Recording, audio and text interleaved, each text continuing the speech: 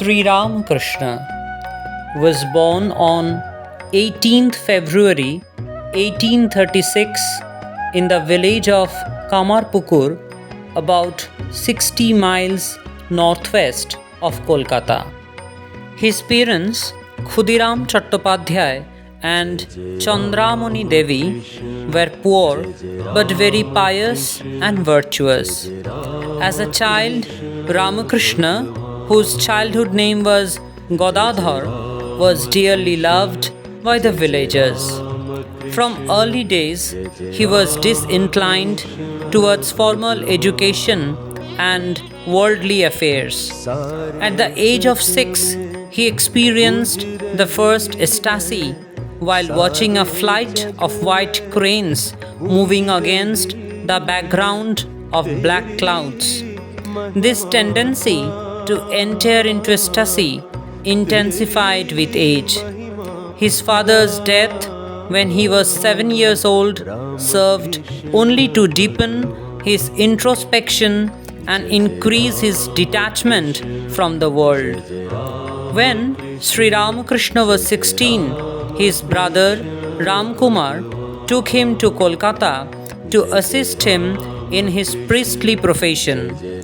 In 1855, the Kali temple of Dakshineshwar, built by Rani Rashmoni, was consecrated and Ramkumar became the chief priest in that temple.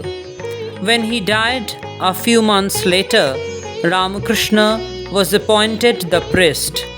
Ramakrishna developed intense devotion to Mother Kali and spent hours in loving adoration of her image, forgetting the rituals of priestly duties. His intense longing culminated in the vision of Mother Kali as boundless effulgence engulfing everything around him. Sri Ramakrishna's God-intoxicated state alarmed his relatives in Kamarpukur, and they got him married to Sharodamani, a girl from the neighboring village of Joyrambati. Unaffected by marriage, Sri Ramakrishna plunged into even more intense spiritual practices. Impelled by a strong inner urge to experience different aspects of God, he followed, with the help of a series of gurus, the various paths described in the Hindu scriptures and realized God through each of them. Sri Ramakrishna relived the entire range of spiritual experiences of more than 3,000 years of Hindu religion.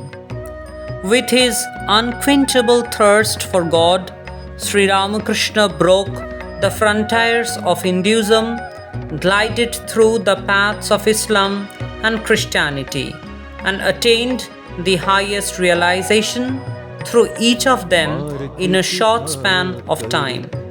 He looked upon Jesus and Buddha as incarnations of God and venerated the 10 Sikh gurus. He expressed the quintessence of his 12-year-long spiritual realizations in a simple dictum, Yato Math Tato Path, as many faiths, so many paths. He now habitually lived in an exalted state of consciousness in which he saw God in all beings. Sri Ramakrishna's name as an illumined saint began to spread. His teaching on the harmony of religions attracted people belonging to different denominations, and Dakshineshwar became a veritable parliament of religions. As bees swarm around a fully blossomed flower, devotees now started coming to Sri Ramakrishna. He divided them into 2 categories. The first one consisted of householders. He taught them how to realize God while living in the world and discharging their family duties.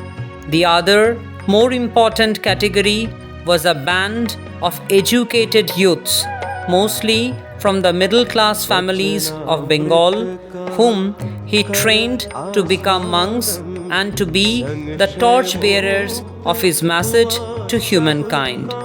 The foremost among them was Narendranath, who years later, as Swami Vivekananda, carried the universal message of Vedanta to different parts of the world, revitalized Hinduism, and awakened the soul of India.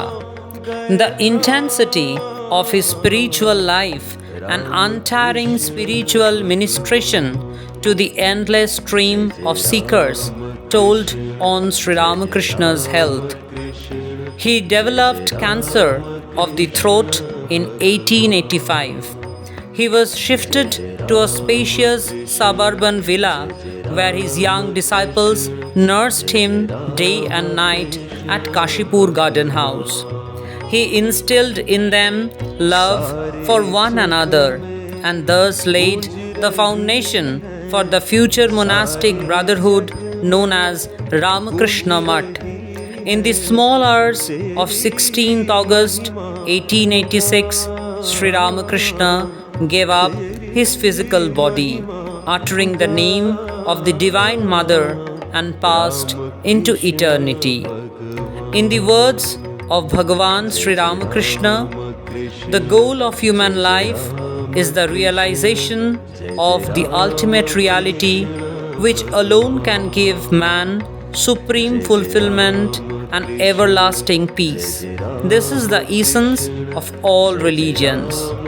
The ultimate reality is one, but it is personal as well as impersonal and is indicated by different names such as God, Ishwar, etc.